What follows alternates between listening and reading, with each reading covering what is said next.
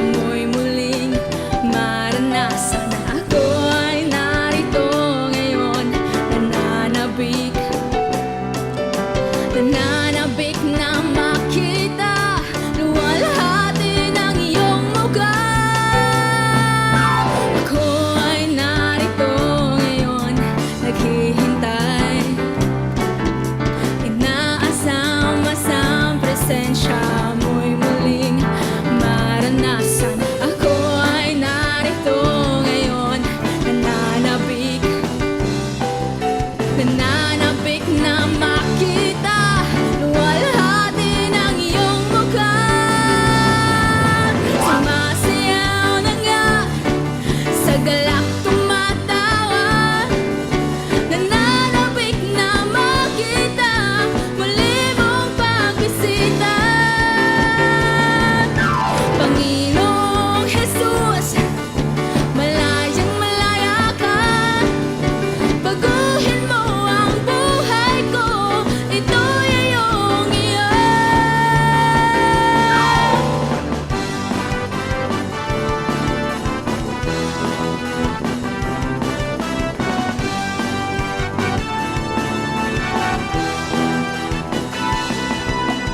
Ako ay narito ngayon, naghihintay, inaasam-asam presensya mo'y muling maranasan. Ako ay narito ngayon, nananabik na makita luwalhati ng iyong mukha. Sumasayaw na nga, sa galak tumatawa, nananabik na makita muli mong pagbisita.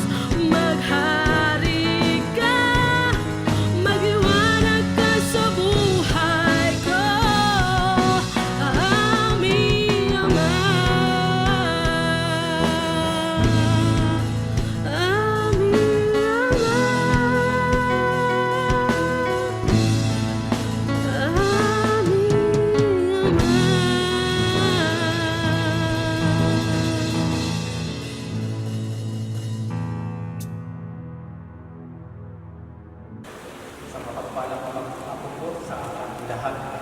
Good afternoon po sa ating lahat. Salamat sa Panginoon na muli akong paunahan na makapag-share sa inyo ng blessing na mumula sa ating Panginoon Diyos. Napakabait ng Panginoon sa atin sapagkat patuloy na tayo pinagpapala. Amen po. Bigyan natin ng palakpakan na kasalanan. Doon pa lang po sa sinabi na fear God and keep His commandments. Yan ang pag-aaral po natin na ang pagkatakot sa Diyos at alalahanin ang kanyang mga utos. Mula nang si Jesus ay magkatawang tao, ito na yung inipart niya sa mga tao. Mahalin siya at pagyamanin ang kanyang mga salita sa ating mga buhay. Sapagkat yun ating pagyayamanin, tutubo ito sa ating buhay. At yung salita niyo, yung binhi ng kanyang aral at salita ay magagamit natin sa pang-araw-araw ng ating pamumuhay. Napakalaga po na magkaroon talaga tayo ng banal na paggalang sa Diyos. Ang ibig sabihin ng pagkatakot sa Diyos ay hindi para siya kahalagan. Sapagkat hindi naman siya nakakatakot na Diyos. Iniisip kasi na maaaring inisip natin na once na may takot tayo sa Diyos, nakakatakot talaga siya. Hindi po. Ang ibig sabihin ng pagkatakot sa Diyos ay yung paggalang kung sino siya sa buhay mo at kung ano siya sa iyo at kung ano ang kanyang pagiging Diyos para sa iyo. Hindi ito bagay para ikaw ay ma-intimidate sa Panginoon, kundi para lalo mong kilalanin kung sino siya sa atin. Tayo ay kanyang nilalang, ayon sa kanyang wangis, tayo ay kanyang nilikha upang mapag-ari niya tayo. Yun ang kanyang attributes o katangian ng pagiging Diyos, na ang pagkatakot sa Diyos ay paggalang, pagpapasakot sa kanyang Lordship. Dahil po, alam ng Lord, nandito tayo sa lupa at nasa katawan lupa tayo na pakarami nating mga dinadaanan sa buhay. Araw-araw tayo bumaharap sa hamon ng panahon ng sitwasyon, panahon sa ating buhay. Araw-araw tayo sumasagupa ng iba't ibang pagsubok, kahirapan, problema, suliranin. Kung wala tayong pagpapasakot sa ilalim ng pamantayan ng Diyos, magagapi tayo ng mga sitwasyon. At once nagapi tayo, hindi na tayo nakapokus sa Panginoon, kundi nakapokus tayo sa ating salubin, sa ating damdamin, sa ating naiisip, sa ating paligid, na ang lahat ng ito ay maaaring makaapekto sa ating kamalayan. Kaya napakahalaga na magkaroon tayo ng pagkatakot sa Diyos upang magawa lamang po natin kung ano yung atas o yung utos ng Lord sa atin. Ang mahalin siya, ibigin siya, lumakad tayo ayon sa kanyang pamantayan, mamuhay tayo ayon sa kanyang salita, ipamuhay natin kung ano yung mga utos niya sa atin upang maipamuhay din natin ito sa ating kapwa, sa ating mahal sa buhay, sa ating mga katrabaho, at lumakad tayo na ayon sa kanya. Sapagat sinabi niya, alalahanin ninyo ako habang kayo ay nananagana. Alalahanin niyo ako habang kayo ay malakas pa. Masigla pa ang ating pangangatawan. Alalahanin niyo ako kapag kayo ay may mga sa buhay niyo ay pinagpapala kayo ng Lord. Kayo ay malakas pa at matibay ang ating katawan. Sapagkat darating ang panahon, kung ang panahon tumatanda, gaano ba kaya tayo? Apektado tayo ng pagtanda. May tatlong bagay na kailangan nating maisip na ito ay realidad sa ating buhay. Ang realidad na ito, iniiwasan ito ng maraming tao. Ang una, pagtanda. Pangalawa, karamdaman. At ang pangatlo, kamatayan. Ang tatlong ito ay bahagi na ng ating buhay. Ano ang ginagawa ng mga tao ngayon pagdating sa pagtanda? Ang iba, nag-aerobic, nag-exercise. Ang iba naman ay walking. Lahat ng paraan para lang bumata. Pumupunta sa mga dermatologist para magpa-detox, magpabanat, magpaunat. Lahat ng ginagawang paraan, umiinom ng mga gamot para manatiling bata. Pero, ang realidad, sino ang una mong dinadaya? Kumikita ang mga dermatologists, pero ito ang nagiging kawawa sapagkat ang pagtanda ay hindi natin pwedeng kakasama. Dahil ito po ay realidad sa ating buhay. Ang ikalawa, marami ang nagkakasakit sa panahon natin.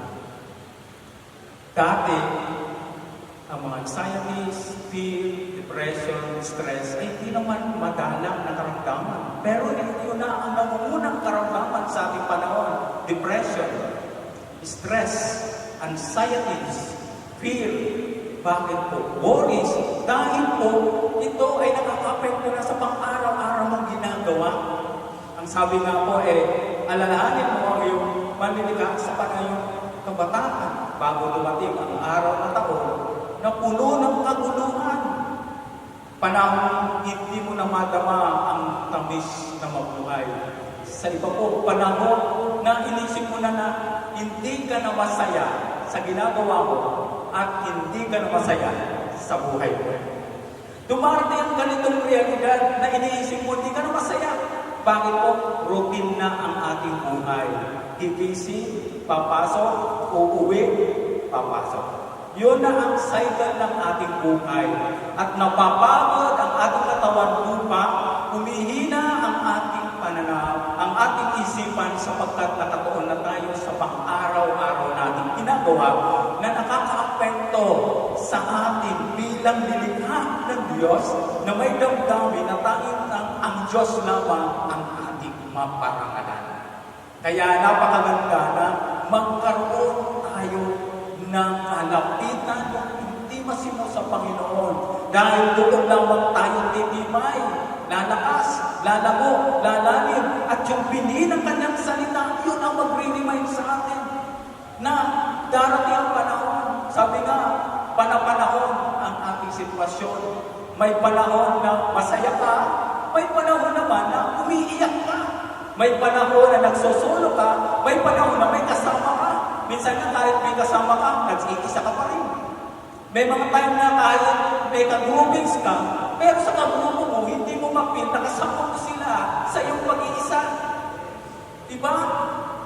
Nag-gets nyo pa yung ibig sabihin, kahit marami kayo, nagsusulo mo pa rin.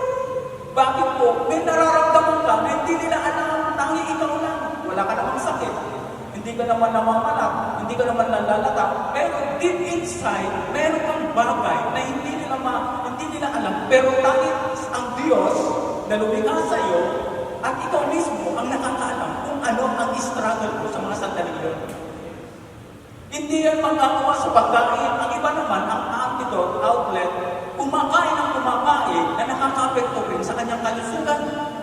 Sapagkat kapag may problema, tatakbo sa pagkain, hindi niya alam, lumalapad na ang kanyang katawan. Di po ba? At saka lang siya magbabago kung kailan naaalata na siya ng kanyang mga kasamahan. Sasabihin, may problema ka yata. Ang laki ng problema mo kasi lumalapad na ang iyong katawan. Doon ang kanyang outlet, pagkain. Pagka tayo stress, depressed, sa pagkain tayo tumatakbo. Kapag tayo naman ay nag-iisa, hindi alam ng iba na meron tayong nararamdaman. Tumarating ito. Kaya sabi niya, alalahanin mo ang Diyos. Alalahanin mo siya bago umina ang iyong katawan. Bago lumago ang iyong mata. Bago manghina ang iyong isipan. Bago manghina ang iyong tuhod na Dati, ang lakas mo, energetic ka, very active ka, pero mahalata mo, umihina ka. At yung mga tuhod mo, at minsan natatakot ka ng mag-solo, maglakad. Nararanasan po natin lahat niya. Alalahanin mo siya bago mabungi ang iyong mga ngipin. Tingnan mo, ito'y literal na tumatanda tayo. Ayaw mo natin kaya yung iba, di po ba, nagpapakosmetic sa ating mga ngipin.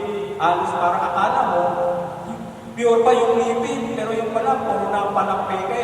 So, ito ang binabanggit na alalahanin mo siya bago mabungi ang iyong mga ngipin.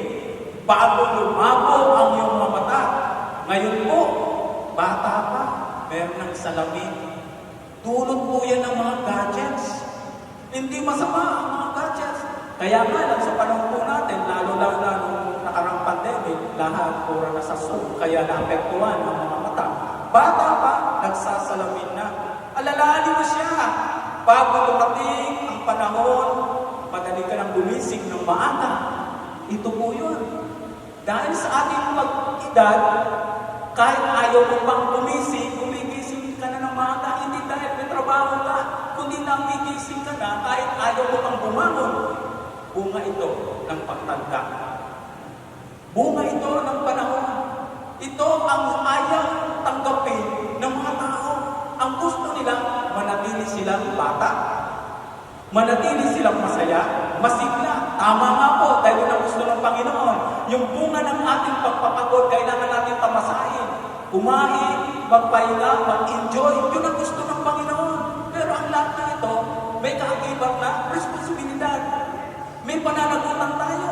Dahil may mga magkakataon kahit hindi kailangan, ginagawa mo kahit hindi mo kailangan. Pero pag kayo ay nandun na nasubok ka na, saka ka mulang patatakuhan na yung ginagawa mo pala ay hindi na ayon sa plano at kalooban ng Panginoon sa ating buhay. Kaya nangyayari. Kaya sabi niya, alalahanin mo siya. Bago dumating ang panahon, madali kang gumising ng umaga.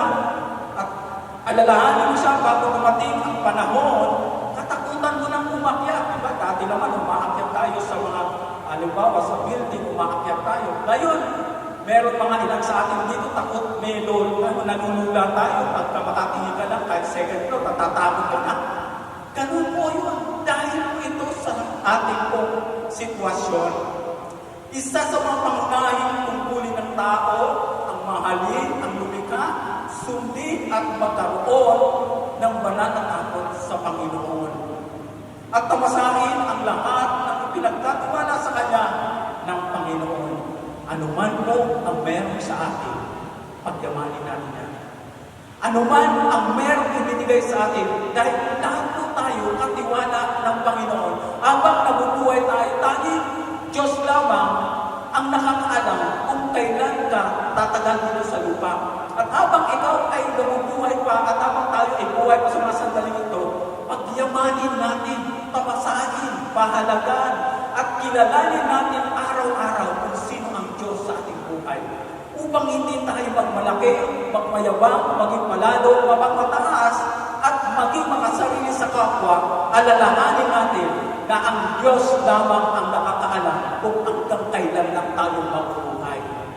At habang tayo nabubuhay, kung binigyan tayo ng 70, 80 years or 90, pabor ng Panginoon yan. Kung yan ay pabor ng Panginoon, ay lalo mo siyang paglingkuran. Paglingkuran siya ng iyong lakas, paglingkuran mo siya ng iyong isip, paglingkuran mo siya ng iyong buhay, dahil ang lahat ng yan ay may katapusan. Walang eternal dito sa lupa. Ang totoong eternal ay kung meron kang relasyon sa Panginoon. Yung eternal gift niya, eternal life.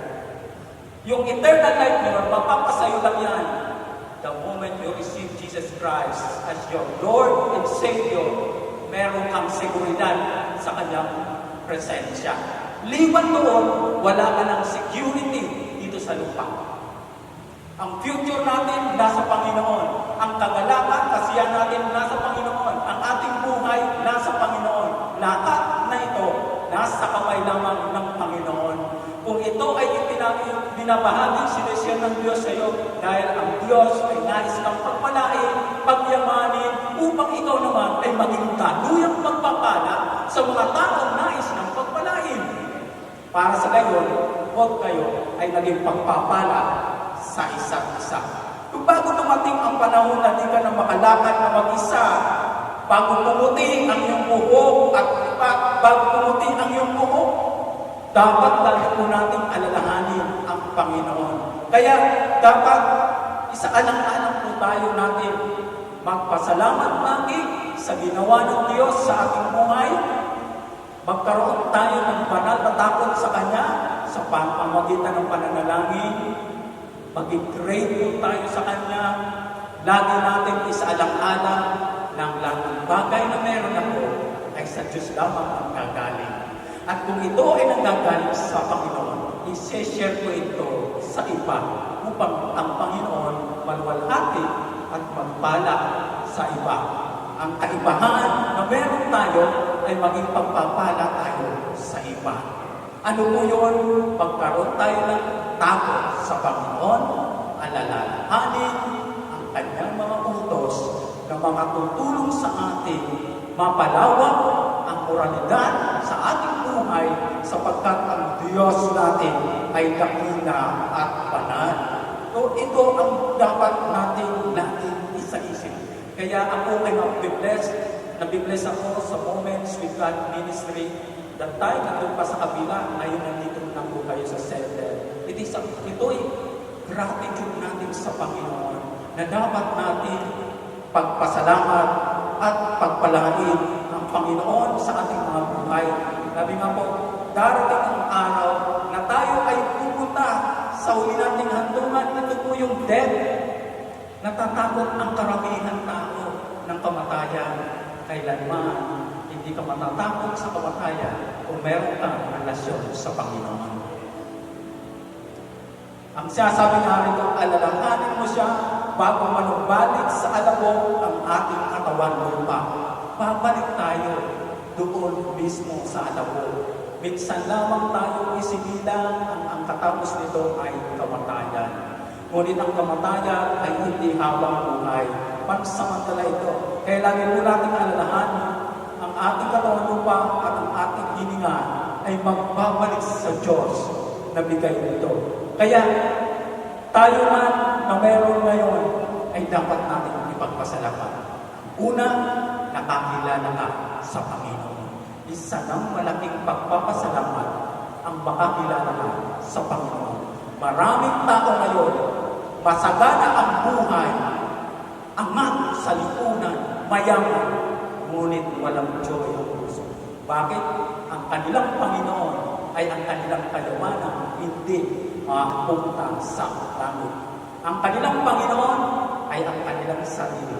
Pero ang Panginoon po natin, ang Panginoon na nasa langit, na nagbigay sa atin ng buhay na walang hanggan, nagbigay sa atin ng eternal security, na kahit nandito tayo pa sa school, nandito pa tayo sa katawan lupa, ang kanyang pangako ay hindi nagbabago. Laging nandyan, God, our provider, yesterday, today, and forever. Yun ang kanyang pangako sa atin. Lahat ng gawin natin, ayaman, uli, ito yung ating accountability. Na kung tayo man ay nakakatamasa, na kung tayo man ay nakakaranas ng kaginawahan, lagi po natin isaalang-alang na ang ito ay aking kong ipagsusulit sa Panginoon. Kung ako'y naging mabuting katiwala, ikaw ay pagpapalain ng Lord. Kung ikaw naman ay hindi naging mabuting katiwala ng Lord, may oras pa, may panahon pa para magbago para sa Panginoon. Muli, pagpalain po tayo ng Panginoon. God bless po.